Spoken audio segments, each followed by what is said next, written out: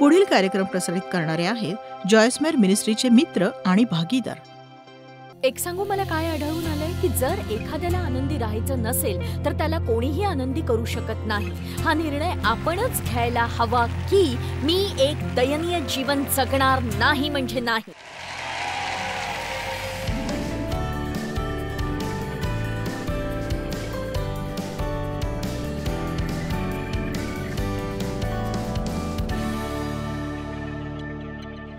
देवाचा एक महान संदेष्टा, बायबलमधला एक अतिपराक्रमी पुरुष जो अडकला स्वकरुणेच्या गर्तेत. सांगायचा मुद्दा असा की अशी गत कुणाचीही होऊ शकते, पण देवच त्यातून आपल्याला बाहेर काढत असतो. बघा, एलिया हा देवाच्या महान संदेष्टांपैकी एक होता, सामर्थ्याने भरलेला होता. पहिले राजे अध्याय 19 मध्ये आपण पाहतो त्याने इजबेलीच्या 400 खोट्या संदेष्ट्यांचा वध केला आणि फार आश्चर्यकारक आणि विजयशाली असा दिवस होता तो. पहिले राजे अध्याय 19 वचन 1 मध्ये म्हटलं की एलियाने काय काय केले. त्याने सर्व संदेष्टे तलवारीने कसे वधले हे सगळे अहाबाने इजबेलीला कळवले. तेव्हा इजबेलीने जासूद पाठवून एलियाला बजावले की संदेष्ट्यांच्या जीवाच्या गतीसारखी तुझ्या जीवाची गती उद्या याच वेळी केली नाही तर देव माझे तसेच व त्याहूनही अधिक करो. खरं तर तिने धमकावलं होतं, तू काय केलंस ते कळलंय मला, मी तुला ठार मारीन, जसं तू केलंस तसंच मीही तुझं करीन. आणि वचन 3 म्हणतं आणि तो घाबरला. बघा, ज्या माणसाने नुकताच स्वर्गातून अग्नी उतरताना पाहिला होता तो एका स्त्रीला का बरं घाबरला? का? बघा, हा एक वेगळा विषय, आपण त्यात पडूया नको आत्ता. जर आई खुश नसेल तर कुणीही खुश राहू शकत नाही.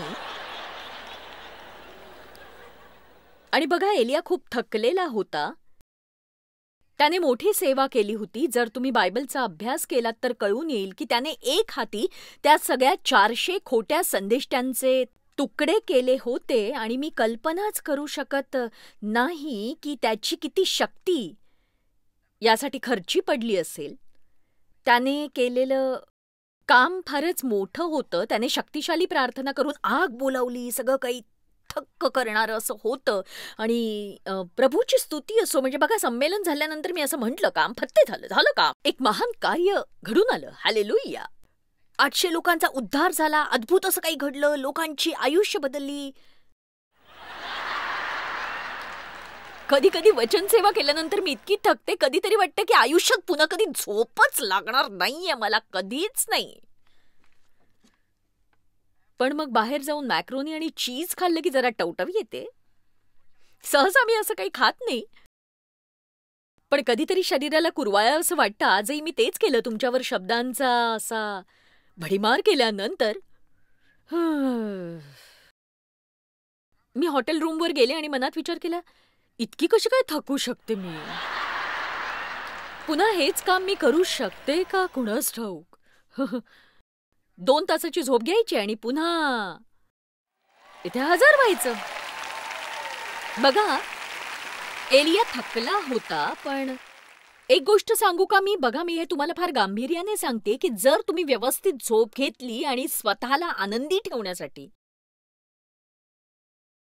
काही जर केलं तर बरेच प्रश्न सुटतील. नक्कीच हसत जा थोडंसं. हा हा हा हा नक्कीच हसायला हवं. आमेन. गेल्या आठवड्यात काही लहान मुलांबरोबर आम्ही बाहेर गेलो होतो आणि दिवसभर आम्ही त्यांच्याबरोबर खूप हसलो आणि खूप खेळलो. पण सिस्टर, आमच्या जीवनात गमतीशीर काही घडतच नाही असं. मग जाऊन वेड्यासारख्या गमती करत सुटा.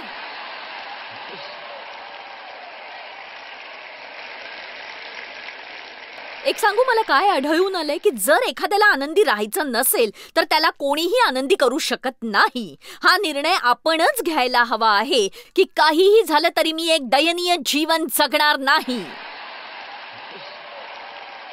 कुणी स्वतःसाठी आज हा निर्णय घ्यायला तयार आहे का? मी एक दयनीय जीवन जगणार नाही.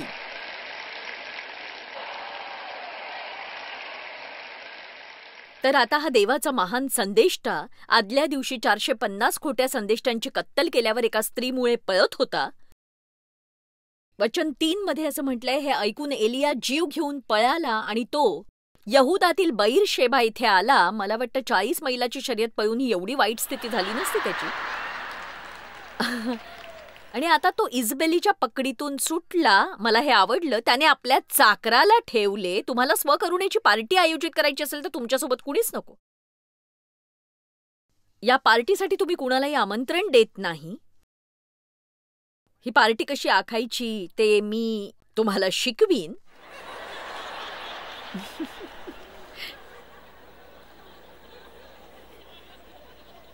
तो स्वतः रानात एक दिवसाची मजल चालून गेला. तुम्हाला स्वकरुणेची पार्टी करायची असेल तर जागाही तशीच हवी ना. आणि तो एका रतामाच्या झुडपाखाली जाऊन बसला. रुतामाखाली बसला. एकटाच, दुसरं कोणीही नव्हतं. खूप छान दिसतं ते. फारशी पानं नसलेल्या झाडाखाली एकटा बसला होता तो. हा मनुष्य आणि तो चहूकडे पसरलेल्या रेतीकडे पाहत होता. मग तो म्हणाला की हे देवा, माझा अंत कर आता. हे आता पुरे झालं. आता हे प्रभू, माझा प्राण घेऊन टाक. मी माझ्या वाडवडिलांहून चांगला नाही. तो त्या झाडाखाली झोपी गेला. तेव्हा एका देवदूताने त्याला स्पर्श करून म्हटले, उठ आणि हे खा. बघा, स्वकरुणेची पार्टी हवी असेल तर भोजनही हवंच, नाही तर उपवास घडेल, नाही का? माझी वैयक्तिक करुणेची पार्टी चालते तेव्हा मी नाही खात. मी उपोषणाला बसलेली असते आणि कोणी किती गळ घातली तरी मी खात नाही. पण काही लोकांना खायला आवडतं. तर देवदूताने एलियासाठी भाकर आणली आणि मला वाटतं की भाकर चांगली असते. त्याने पाहिले तो पहा, वचन 6, त्याने पाहिले तो पहा, निखाऱ्यावर भाजलेली भाकर आणि पाण्याची एक सुरई तेथे ठेवली होती. तो खाऊन पिऊन झोपी गेला.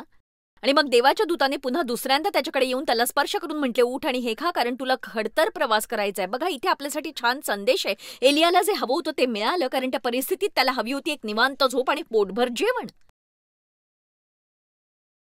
तो सतत स्वतःचीच कीव करत होता. आणि मग तो एका गुहेकडे आला आणि तो गुहेत गेला. बघा, गुहेतलं वातावरण दुःखी होण्यासाठी छान असतं. बघा, देवाचं वचन त्याच्याकडे आलं, हे छान आहे. तू इथे काय करतोयस एलिया?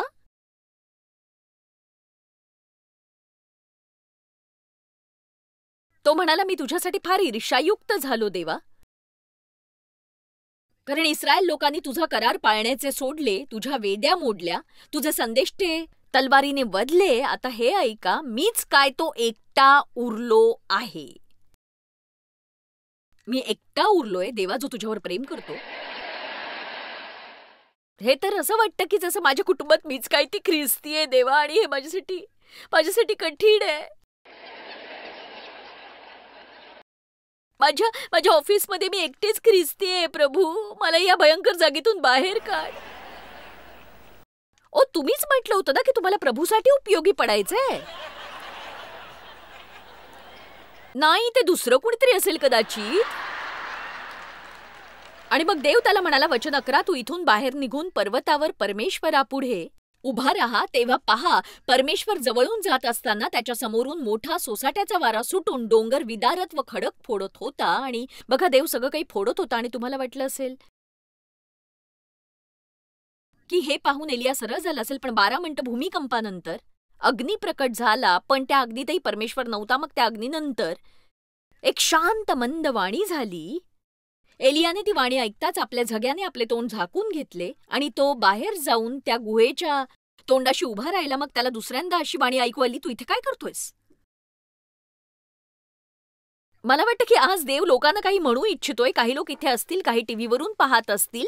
तुम्ही तुमच्या जीवनाचं काय करताय? तुम्ही तुमचे दिवस तणावात किंवा स्वतःची कीव करण्यात किंवा अशा कुणाचा तरी तिरस्कार करण्यात का वाया घालवताय, ज्यांना तुमच्या तिरस्काराची जाणीवही नाहीये अजिबात? तुम्ही तुमचं आयुष्य अशा गोष्टींसाठी रडण्यात का व्यर्थ घालवताय, ज्या तुमच्या जीवनात पुन्हा कधीही येणार नाहीयेत? त्यांना जाऊ द्या आणि आहेत त्या गोष्टींना धरून राहा. तू इथे काय करत आहेस? छान, आपल्याकडे पहिल्या रांगेत 4 लोक आहेत जे अशाच प्रकारचे आहेत. गंमत करतेय मी. वचन 14, मग तो म्हणाला, बघा पुन्हा तेच, तो पुन्हा तेच बोलतोय. देवा, मी तुझ्यासाठी फार ईर्ष्यायुक्त झालो, कारण इस्रायल लोकांनी तुझा करार पाळणे सोडले, तुझ्या वेद्या तोडून टाकल्या. तेच जुनं गाणं नवीन गाणं गायला हवं, मीच काय तो एकटा उरलोय. आणि पुन्हा पुन्हा तेच तेच घोकून झाल्यावर वचन 15 मध्ये देव त्याला एवढंच म्हणतो की उठ आणि कामाला लाग. तू जाऊन अमक्याला राजा कर, मग तमक्याला राजा कर, आणि हे करत असताना अलिशाला तुझ्या जागी संदेष्टा होण्यासाठी अभिषेक कर. माझी जागा दुसरा घेणार आहे, सावध व्हायला हवं.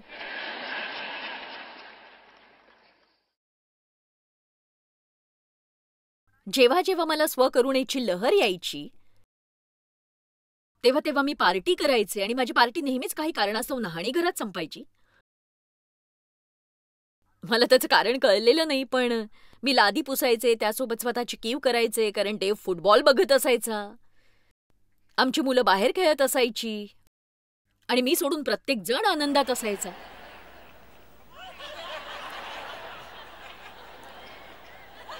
काय पटतंय की नाही? माझे इथे कोणी नातेवाईक आहेत का?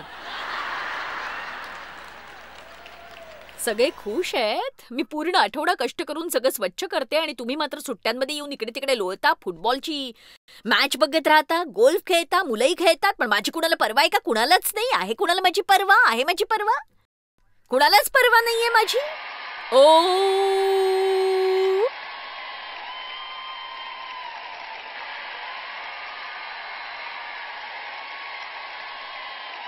मी कसोशीने प्रयत्न करत होते हे वाक्य टाळण्याचा. आहे कुणाला माझी परवा?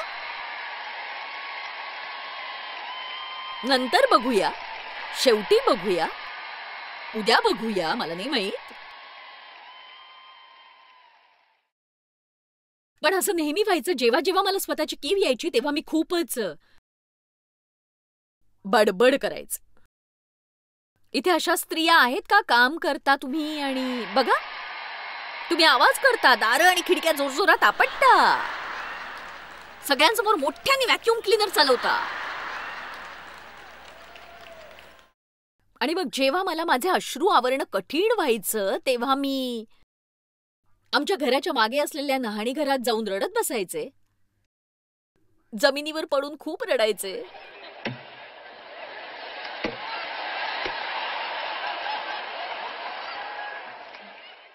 अशी छान रडत राहायचे मी, खूपच रडायचे.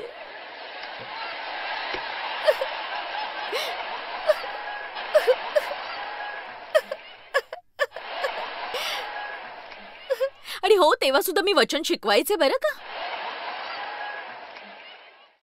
वचन शिकण्यासाठी 5 वर्षांपासून 25 लोक माझ्या घरी नियमितपणे येत होते.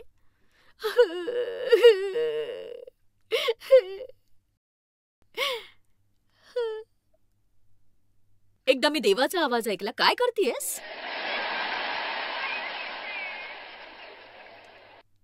काय करतेयस? कोणालाही काळजी नाहीये. एकदा माझ्या जीवनात असं घडलं की माझ्या शेवटच्या मुलाच्या वेळी मी 7 महिन्याची गरोदर होते आणि जमिनीवर डोकं टेकून रडत होते. तू काय करतेस हे तुला कळतंय? किती विचित्र दिसतेस माहितीये तू? स्त्रिया बाथरूममध्ये का रडतात? कारण रडून झाल्यानंतर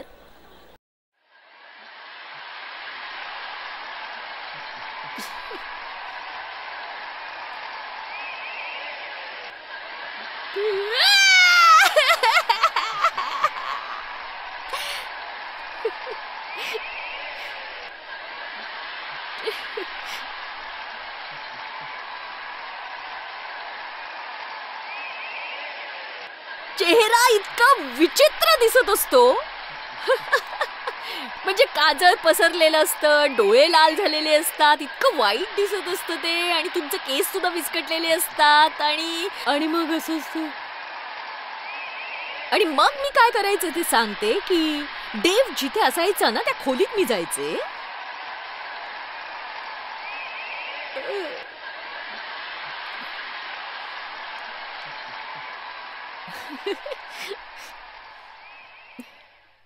आणि मी लोकांना शिकवायचे की स्त्रीने कसं सामर्थ्यशाली बनावं. बघा, घरात दयनीय असलेले पुलपीठावर निष्फळ ठरतात.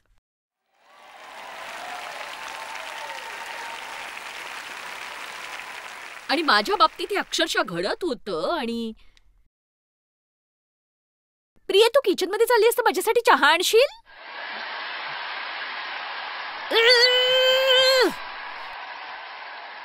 जेव्हा तुम्ही खूप लक्ष वेधू पाहता ना, तेव्हा तुमच्याकडे कुणाचंच लक्ष नसतं आणि तेव्हा खूप राग येतो. आणि एक सांगू, मला काय हवं होतं? मला फक्त एवढंच ऐकायचं होतं की काय गो, काय झालं? तुझं काही बिनसलंय? आणि जर त्याने तसं विचारलं तर मी म्हणायचं, नाही, तुम्हाला का वाटतं माझं काही बिनसलंय? बघा, आपल्या सगळ्यांनाच मानसोपचार तज्ञाची गरज आहे आणि आज मी मानसोपचार तज्ञच आहे.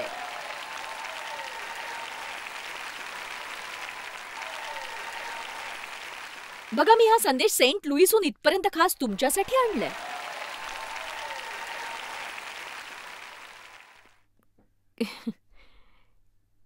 कीव नेहमीच नकारात्मक विचार सोबत घेऊन येते, नेहमीच.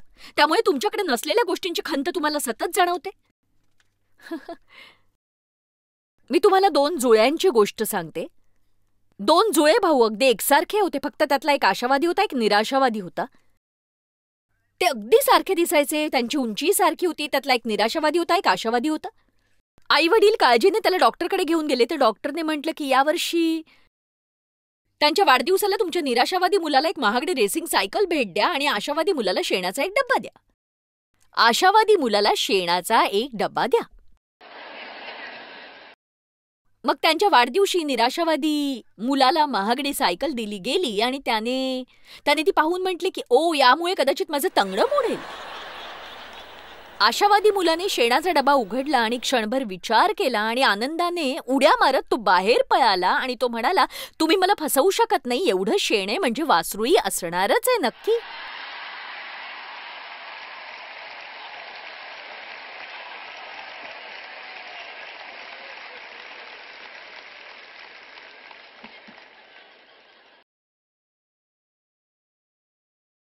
मी इथे काय लिहून ठेवलं माहितीये?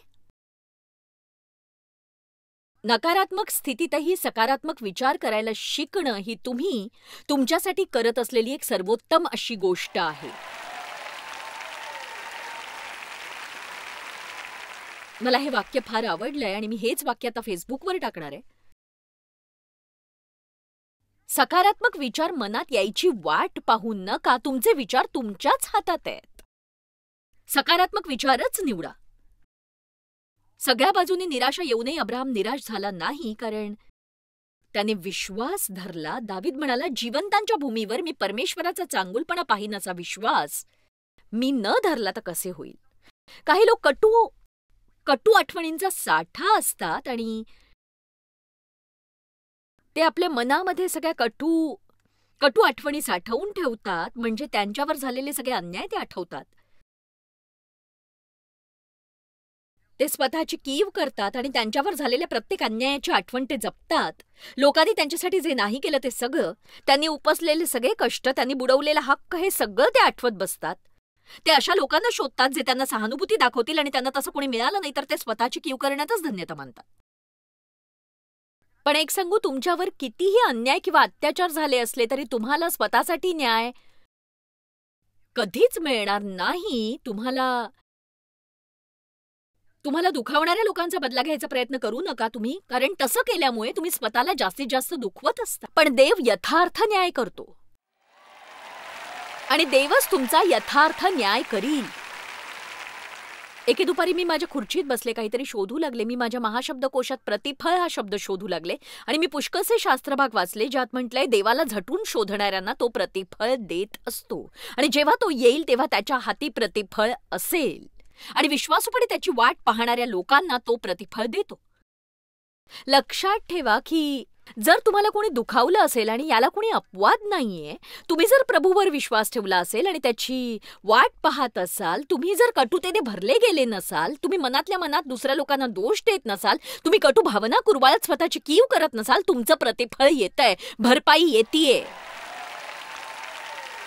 आमेन.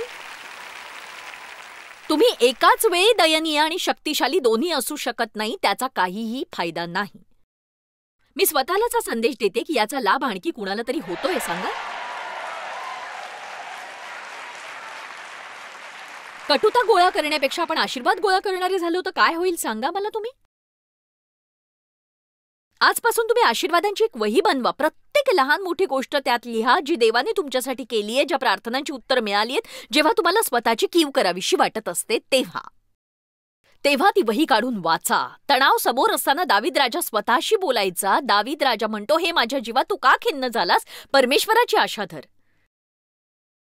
दुसऱ्या शब्दात मी कधी कधी म्हणते की ठीक आहे जॉयस, शांत राहा, आपण आज तिकडे जाऊया. नको, आज नाही. तुमचे आशीर्वाद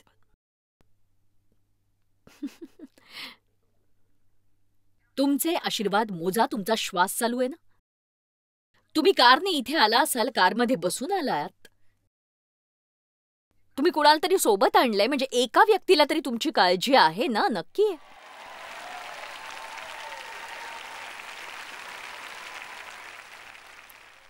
तुम्ही आज घरी जाल, अल्पोपहार घ्याल आणि आरामदायक बिछाण्यावर ताणून द्याल.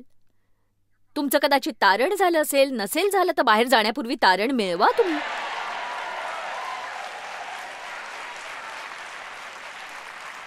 म्हणजेच तुम्ही स्वर्गाच्या वाटेवर आहात. शुभवार्ता, तुम्ही नरकात जाणार नाही आहात. हालेलुया. येशू लवकरच येतोय. एक सांगू, आज मी माझ्या जीवनातल्या काही आध्यात्मिक आशीर्वादांविषयी विचार करत होते. माझ्या आईवडिलांकरवी मला वाईट वागणूक मिळाल्यानंतर आणि माझ्या जीवनात अनेक त्रासदायक गोष्टी घडल्यानंतरही मी आज इथे उभं राहून म्हणू शकते, माझ्या मनात मुळीच कटुता नाहीये. हा आशीर्वाद आहे. आणि एवढंच केवळ नव्हे तर माझ्या जीवनात घडलेल्या या गोष्टींविषयी ऐकून इतरांनाही उभं राहावंसं वाटतंय. जर तुम्ही आत्मकरुणा व्यसनी आहात तर तुम्ही एखाद्या मिशनवर जायला हवं. तुम्हाला लवकर विजय मिळेल. आणि तसं जमत नसेल तर शहरातल्या अशा आतल्या भागात जा जिकडे लोकांकडे काहीही नाहीये आणि तिथेच 5-10 मिनिटं घालवा. तुम्हाला जरूर विजय मिळेल. स्वतःचं दुःख विसरण्यावरचा उपचार म्हणजे इतरांना मदत करणं. खरं तर मी हे स्वतः लिहिलंय की जेव्हा आपल्यातली देवाची प्रीती आपल्यामधून वाहायला लागते तेव्हा ती पूर्णपणे आरोग्य देते.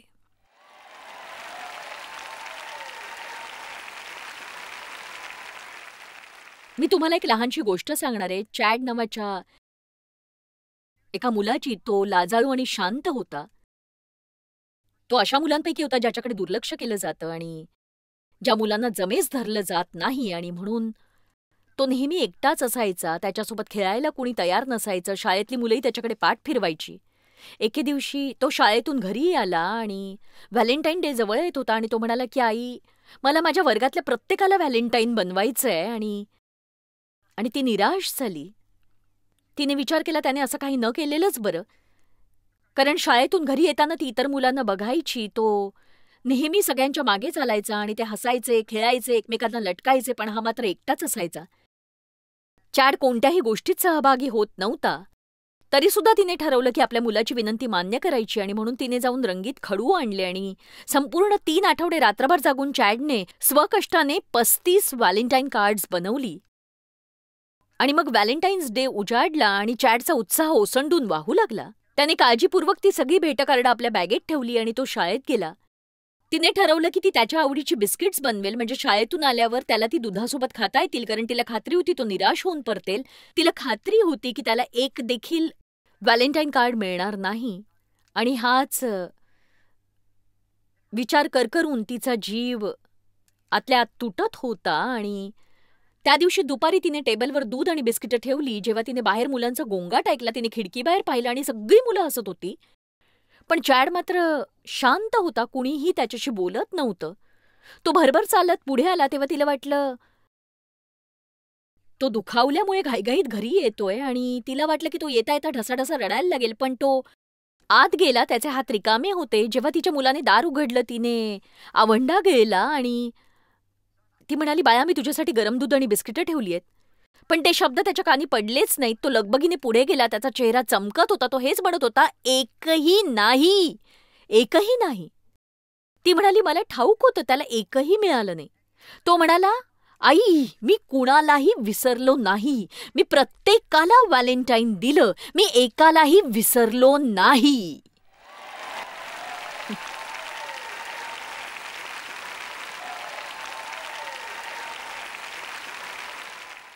काही मिळालं नाही म्हणून चॅड अस्वस्थ नव्हता. उलट त्याला अभिमान वाटत होता की तो कुणालाही भेटकार्ड द्यायला विसरला नाही. करुणा पार्टी नाही. चॅडने ती साजरी केली नाही. मलाही असंच जगावंसं वाटतं. हे अद्भुत नाहीये का?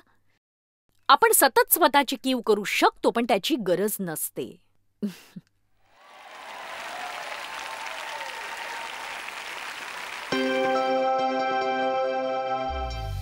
जॉयस मायर मिनिस्ट्रीज करता तुम्ही खूप मौल्यवान आहात. आम्हाला तुमचं कौतुक आहे आणि जगभरामध्ये हे सेवा कार्य शक्य करण्याकरता आम्ही आमच्या मित्रांचे आणि पार्टनर्सचे आभारी आहोत. आम्ही एकत्रितपणे भुकेल्यांना खाऊ घालतो, गरिबांना वस्त्र देतो आणि राष्ट्रांना सुवार्ता सांगतो. तुमच्या प्रार्थनेच्या विनंती करता आमच्याविषयी आणखी माहिती मिळवा. जॉयसच्या कॉन्फरन्सच्या तारखा पहा आणि ख्रिस्ताची प्रीती जगभरामध्ये पसरवण्याकरता आमचे सहभागी व्हा.